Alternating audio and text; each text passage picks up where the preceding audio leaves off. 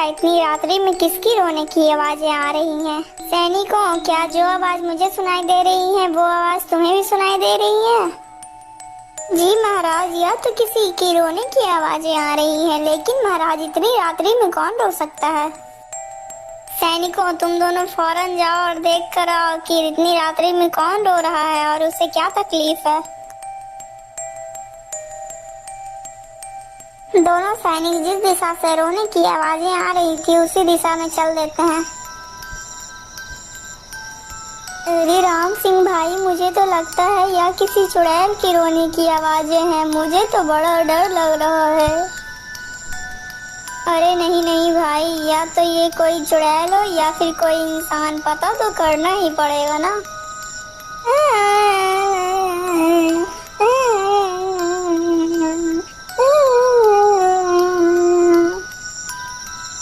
अरे राम सिंह भाई, उधर देखो, वो चुड़ैल बैठकर रो रही है। अरे नहीं नहीं भाई, मुझे तो यह कोई दुखियारी स्त्री लग रही है। चलो इससे इसका रोने का कारण पूछते हैं।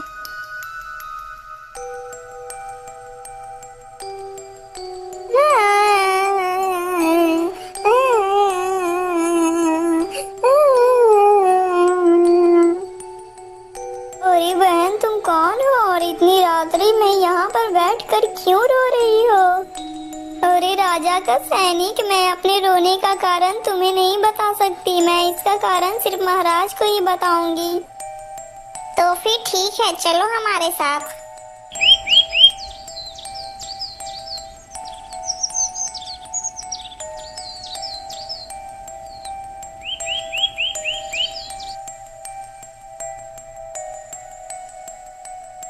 महाराज, मेरा नाम प्रेमलता है और मैं एक चोर की पत्नी हूँ। अच्छा ठीक है प्रेमलता, हम तुम्हारे रोने का कारण जानना चाहते हैं। महाराज, आप मेरे रोने का कारण जानना चाहते हैं? तो फिर सुनो, मेरे रोने का कारण आप और आपके ये सैनिक हैं। ये क्या कह रही हो प्रेमलता? आखिर तुम्हारे रोने का कारण मैं कैसे हो सकता हूँ?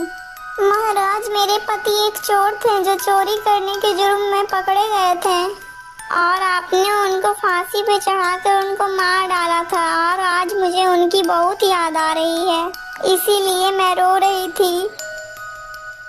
लेकिन प्रेमलता, चोरी करना तो बहुत बड़ा पाप है, इसके लिए तो सजा मिलनी ही थी। इसमें इतना विलाप करने की नहीं आवश्यकता है। लेकिन महाराज, क्या आपने यह कभी जानने की कोशिश की कि यदि कोई व्यक्ति चोरी करता है तो उसके पीछे क्या कारण हो सकता है? महाराज, कोई भी व्यक्ति चोरी अपनी खुशी पूर्वक नहीं करता है, हालात उसे चोरी करने पर मजबूर कर देते हैं महाराज। लेकिन तुम्हारे पति को चोरी करने की आवश्यकता क्यों पड़ी, जबकि मैंने सभी अपनी प्रजा के लिए घर और काम करने के लिए अपने महल में जगह दी ही थी। तो तुम्हारा पति तो मेहनत कर कर भी अपना गुजारा कर सकता था ना, लेकिन उसने तो गलत ही रास्ता चुना। लेकिन महाराज, हमें तो कोई भी जमीन नहीं मिली, जिसके कारण हमें अपनी मजबूरी के लिए हमें तो चोरी करनी ही पड़ी। और ना जाने मेरे पति की तरह कितने लोग मजबूर होकर चोरी किया करते हैं। मंत्री जी, क्या ये महिला सच कह रही है? इसके पति को खेती करने के लिए कोई भी जमीन नहीं दी गई है? जी महाराज, ये महिला सच बोल रही है। हमारे सूची में किसी भी चोर और डकैत को कोई भी जमीन नहीं दी गई है। लेकिन मंत्री जी, आपने ऐसा क्यों किया? यदि आपके मन में सबके लिए समान अधिकार नहीं है तो फिर आपको मंत्री के पद का भी कोई आवश्यकता नहीं है। महाराज, मुझे माफ कर दीजिए, मुझे लगा था कि ये चोरों को जमीन देने के बाद भी ये चोर चोरी करना नहीं छोड़ेंगे, बस इसीलिए महाराज मैंने इन्हें जमीन देना उचित नहीं समझा। प्रेमलता, मैं ये सब सुनकर बहुत ही ज्यादा दुखी हूँ, क्योंकि मेरे रहते हुए भी मेरे प्रजा खुश नहीं है। बोलिए प्रेमलता, मैं आपके लिए क्या कर सकता हूँ? तुम जो भी कहोगी तो मैं उस पर अमल करूँगा। तो सुनिए महाराज, इस प्रजा में जितने भी लोग बेसहारा हैं और मेरे पति की तरह हैं, उनको आप क्या प्रदान करें, जिससे आपकी प्रजा सुख में रहेंगी और आपकी मनोबल और मान सम्मान भी बढ़ेगा। महाराज, सैनिकों, हमारी प्रजा में जितने भी लोग ऐसी स्थिति से गुजर रहे हैं उनको राजमहल में लाया जाए।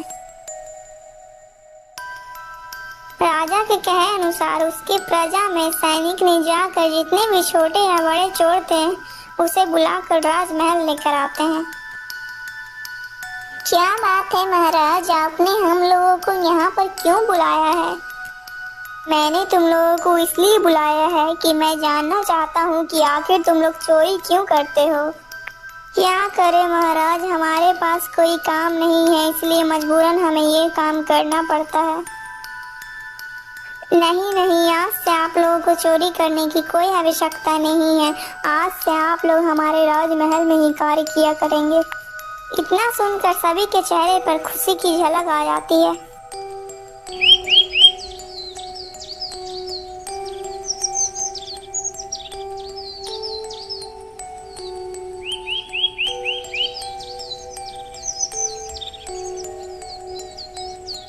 मंत्री जी, तुम्हें पता है कि हमें सबसे ज्यादा आनंद कब आता है?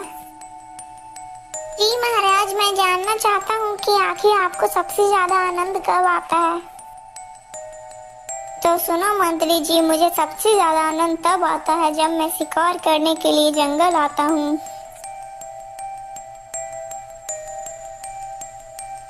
अरे महाराज, उधर देखिए, वो आदमी आत्महत्या करने की कोशिश कर रहा है। अरे अरे रुक जाओ युवक, ये तुम क्या कर रहे हो? तुम तो आत्महत्या कर रहे हो। क्या करूं महाराज, जब मनुष्य के चारों तरफ अंधकार ही हो और तो उसे कोई भी दूसरा रास्ता दिखाई नहीं दे। अरे नहीं नहीं भाई, क्या तुम्हें पता नहीं है कि आत्महत्या करना कितना बड़ा पाप है?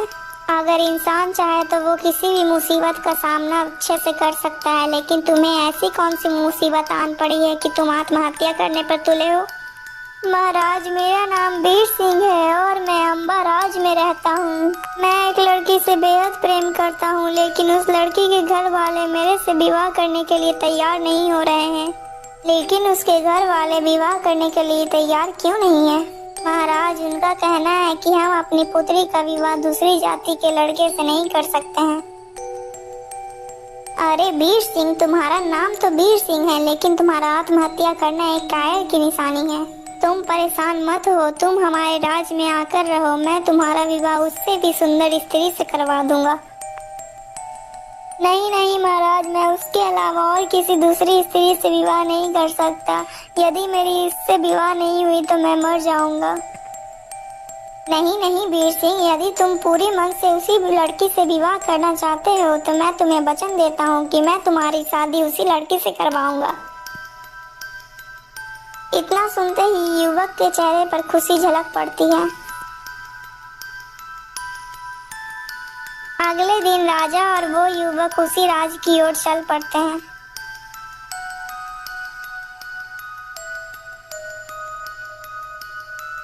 महाराज, यही राज अंबाराज है और यही लड़की का वो घर है जिससे मैं प्रेम करता हूँ।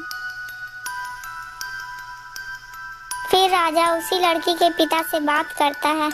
मेरा नाम विक्रमादित्य है और मैं उज्जैन नगर के सम्राट हूँ। हाँ हाँ महाराज, मैं आपके कार्यों से भली भांति परिचित हूँ। अरे भाई, आपकी पुत्री वीर सिंह से प्रेम करती है और वीर सिंह भी आपकी पुत्री से प्रेम करता है, तो तुम्हें इस विवाह से क्या आपत्ति है? महाराज, मैं आपकी बहुत इज्जत करता हूँ, लेकिन मैं ये विवाह नहीं कर सकता हूँ और मैं अपनी पुत्री का विवाह दूसरे जाति के लड़के से विवाह नहीं करवा सकता। यदि मैंने ऐसा किया तो हमारे बिरादरी के लोग हमें स्वीकार नहीं करेंगे।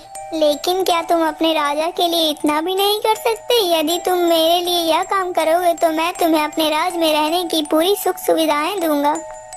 ठीक है महाराज, यदि आप मुझे अपने राज में रहने की पनाह देते हैं तो हमें इस शादी से कोई आपत्ति नहीं है। इस प्रकार बहुत ही धूमधाम से उन दोनों की विवाह हो जाता है। दोस्तों, अगर आपको ये वीडियो अच्छी लगी तो प्लीज वीडियो को लाइक करके चैनल को सब्सक्राइब कर दीजिएगा और इस कहानी से क्या शिक्षा मिली आप कमेंट में जरूर बताइएगा।